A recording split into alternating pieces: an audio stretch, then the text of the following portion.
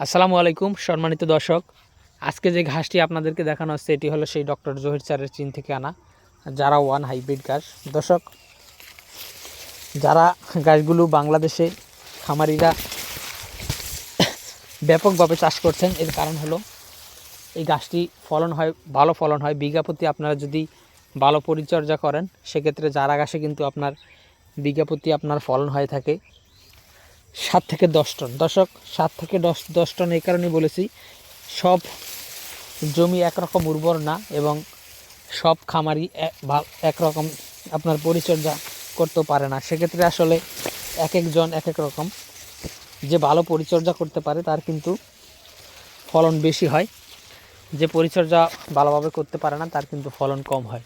তো দর্শক, সেক্ষেত্রেই বলেছি 7 থেকে 10 টন। মোটামুটি পরিচর্যা যে করতে পারবে তার কিন্তু আপনার 7 থেকে 8 টন ফলন হবে। যে ভালো পরিচর্যা করতে পারবে তার কিন্তু 9 থেকে 10 টন ফলন কিন্তু এই জারা ঘাসে হয়ে থাকে অনায়াসে। তো দর্শক শ্রোতা, এই জারা ঘাস আপনারা যদি খামার করেন তাহলে জারা ঘাসটি লাগাতে পারেন। খুবই ভালো মানের ঘাস, প্রায় 15 থেকে 18% মতো প্রোটিন রয়েছে জারা ঘাসে এবং এই ঘাসগুলো কিন্তু খুবই নরম হয় এবং বিশেষ করে নরম যতটুকুনি হোক না কেন ঘাসগুলো কিন্তু প্রচুর পরিমাণে মিষ্টি হয়ে থাকে। তো দর্শক শ্রোতা, আমরা সারা বাংলাদেশে এই যারা ওয়ান হাইব্রিড ঘাসের কাটিংগুলো কুরিয়ার সার্ভিসের মাধ্যমে বুকিং দিয়ে থাকি। সেক্ষেত্রে